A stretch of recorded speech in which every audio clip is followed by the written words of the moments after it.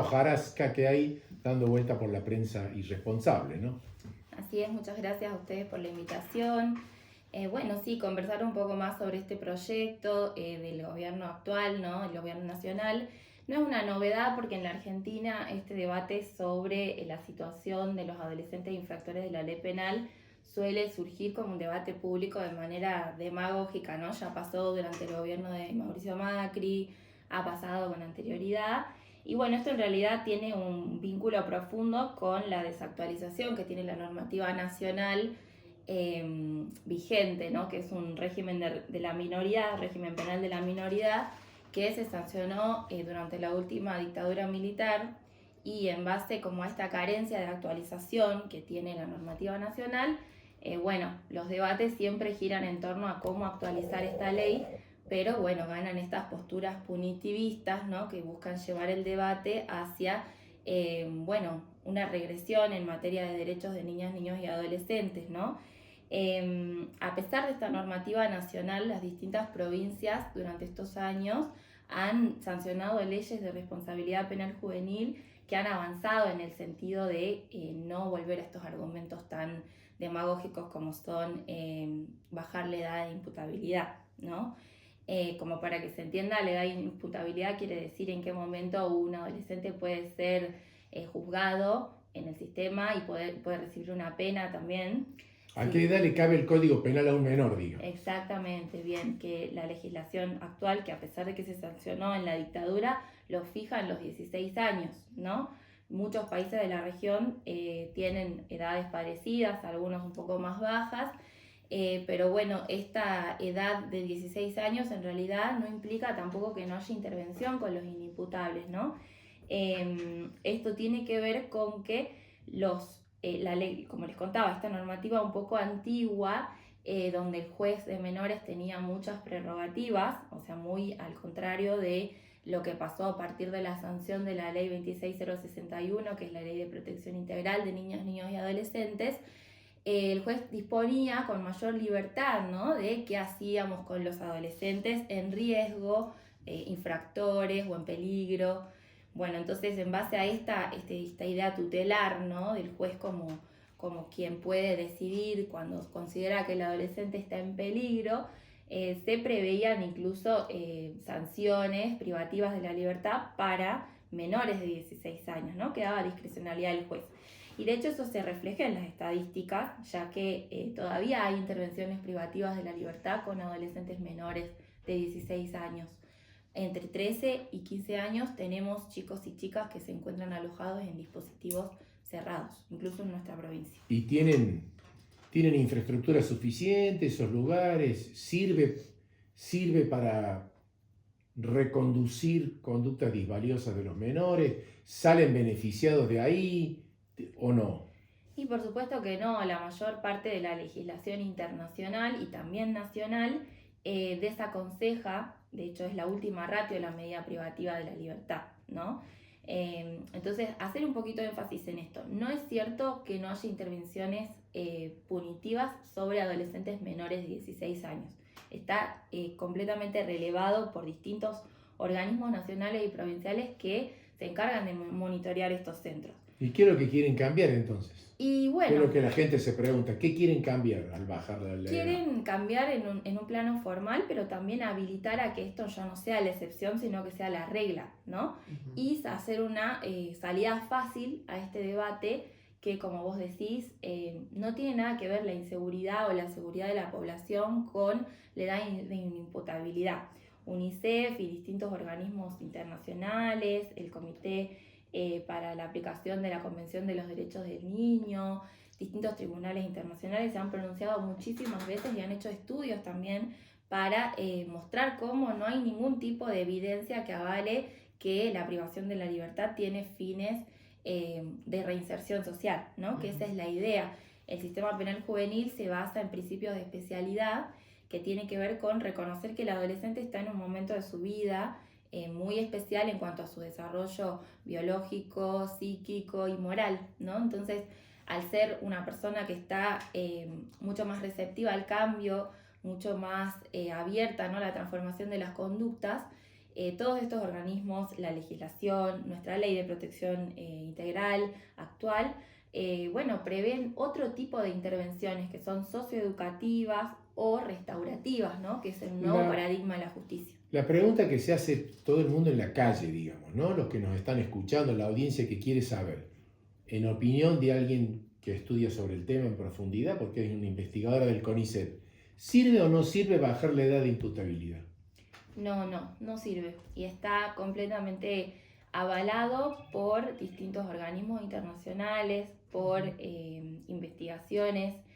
Hay un documento muy lindo que le recomiendo a la gente que lo busque, que se llama Hay Alternativas, que lo publicó UNICEF ya hace unos años.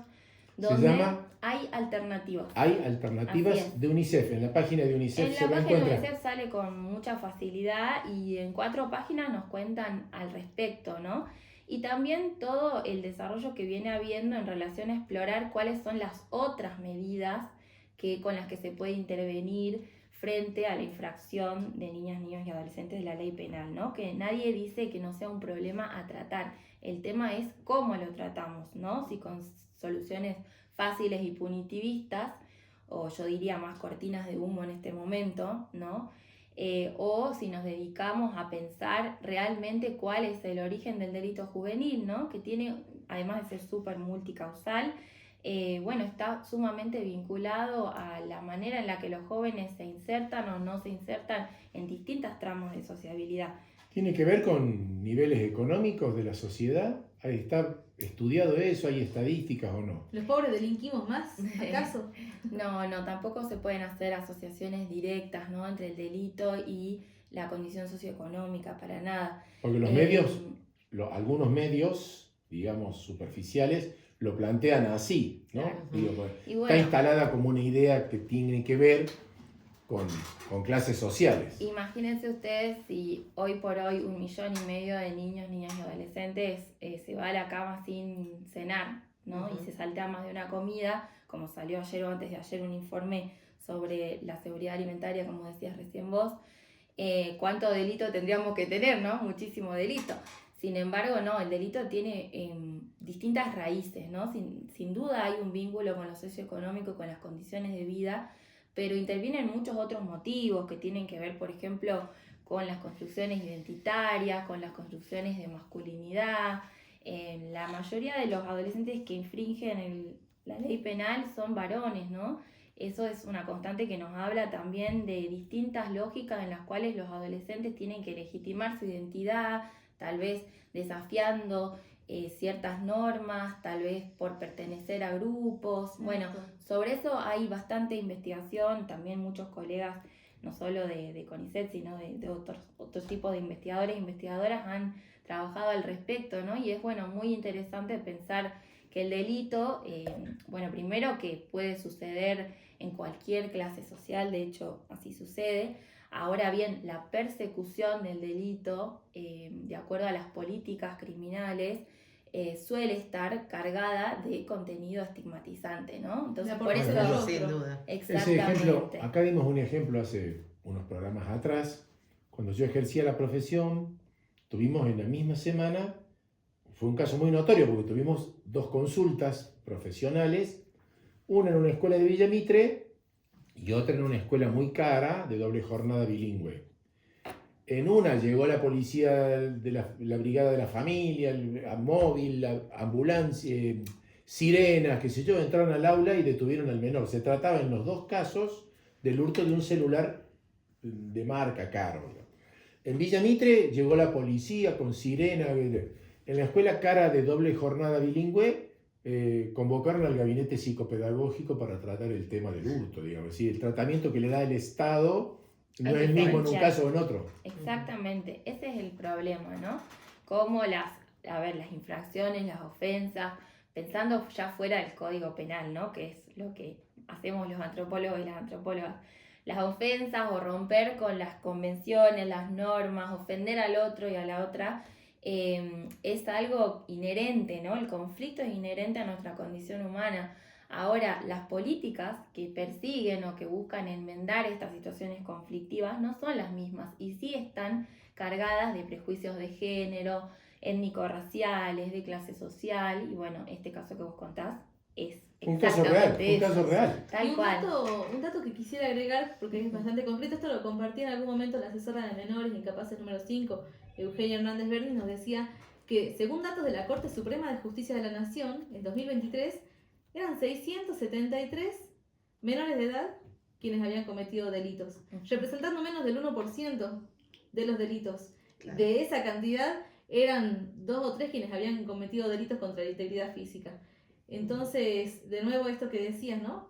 Nos venden humo cuando dicen que es para luchar contra la inseguridad, porque mientras la gente no tenga para comer, el desempleo crezca, la pobreza crezca, no creo que la solución sea encerrar a los pibes en la cárcel. Y además sabemos a qué pibes van a encerrar, ¿no? A los Totalmente. pobres. La estadística penal juvenil está, bueno, esta base que se creó hace unos años, ¿no? De la Corte Suprema, busca hacerlo más fiel, ¿no? a los registros que van llevando las provincias en sus administraciones provinciales. Y bueno, ahí vemos, ¿no? La incidencia del delito juvenil, que es súper baja, y además que no participan de los delitos más graves, ¿no? Uh-huh. Entonces hay un argumento que resuena más en ciudades que tal vez tienen otro tipo de conflictividad, no diríamos en Salta, ¿no? Pero que las bandas, por ejemplo, captan a los pibes más jóvenes para que cometan los delitos y no tengan reproche al respecto, ¿no?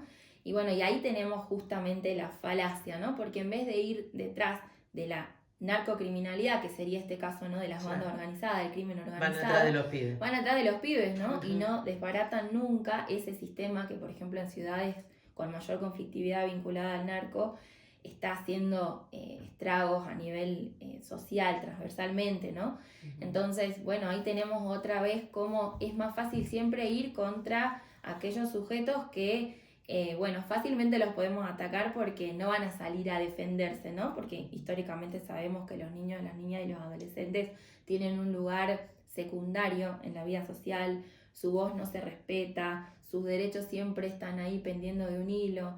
Entonces, bueno, qué más fácil que hablar de la inseguridad y culpar a el chivo expiatorio que tenemos más cerca, ¿no? También por ahí esto, ¿no? Yo lo converso con gente que adhiere a esta idea de bajar la imputabilidad y yo me pregunto, un pibe o una piba que come bien todos los días, que va a la escuela, que en la casa le dan amor y contención, ¿sale a delinquir? Bien, es complejo, es muy complejo. Que es multicausal, a veces ¿no? Pero es multicausal, eso es. Tenemos ahí a un expresidente gato que bueno, exactamente. No era, digamos. Exactamente. Yo creo que, bueno, es una opinión personal, ¿no? Es fundamental, las condiciones de vida son fundamentales para el pleno desarrollo de cualquier persona, ¿no? Uh-huh. La conflictividad penal es, diríamos, otro terreno, como un poco más delicado a ver qué es lo que termina produciendo que en una biografía aparezca el delito y también se sostenga, porque bueno, lo que venimos estudiando con distintos compañeros, colegas, es que los procesos de persistencia y de desistencia en el delito muchas veces son intermitentes, ¿no? O sea, de repente el delito convive con un montón de otras actividades que realizan las personas, en general, no solo el delito juvenil, sino que hay periodos donde la gente labura, hay periodos donde pasan otras cosas.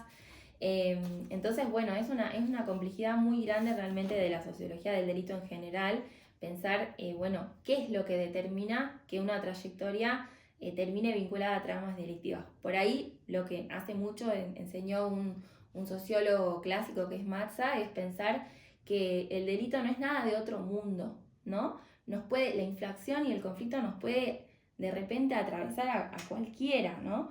Ahora, eso no significa que no tengamos que atender a los derechos fundamentales de niños, niñas y adolescentes que tienen que ver con sus necesidades básicas. Como yo te decía, si los chicos no se alimentan, claramente no vamos a poder hablar de mucho más que tenga que ver con sus trayectorias de vida, con qué elecciones tomen, ¿no? Claro. Si no tienen asegurada los derechos básicos, ¿no? Uh-huh. Los derechos alimentarios, que es lo que acabamos de conocer, las cifras alarmantes de pobreza y de indigencia, que es lo que más daña el tejido social, ¿no? Las familias que ya no solamente están bajo la línea de pobreza, sino bajo la línea de indigencia.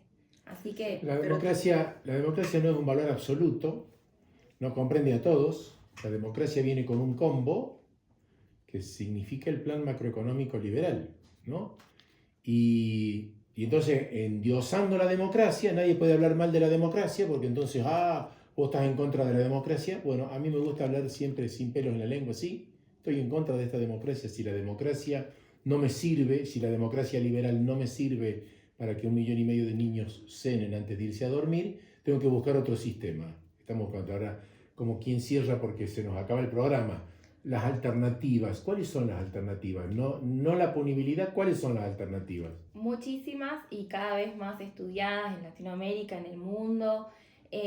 Bueno, unas muy interesantes tienen que ver con la justicia restaurativa, con las medidas de seguimiento territorial, ¿no? Que tenemos en Salta un solo programa que se encarga de eso. También tenemos intentos de empezar a implementar la mediación penal, ¿no? Que esto tendría que ver con no solamente evitar la privación de la libertad, sino también evitar el proceso penal, ¿no? En muchos casos son causas menores, de delitos de penas bastante más bajas, que necesitan otro tratamiento con un paradigma socioeducativo, de reinserción social, con otro tipo de estrategias, ¿no? Que no empiezan ni terminan en la punibilidad.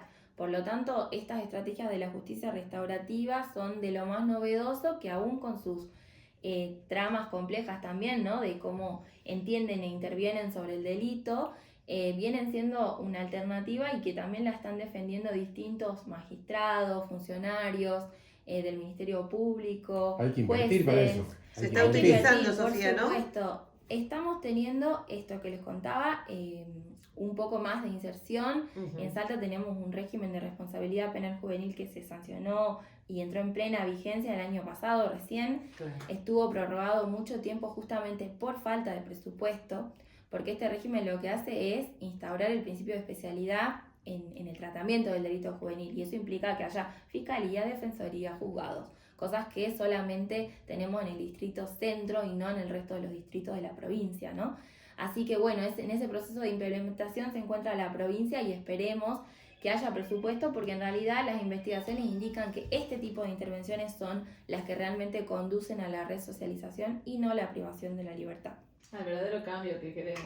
Así es. Muchas gracias, Sofía. A ustedes. Sofía, un Muy encanto. esclarecedor. Que alguien hable sabiendo, ¿no? Y no tocando el oído como nosotros. Bueno, yo no quiero irme del programa hoy, 26º aniversario de la madre que las parió, agradeciéndole a la familia de la madre que mantiene la maratón solidaria desde hace más de 4 años.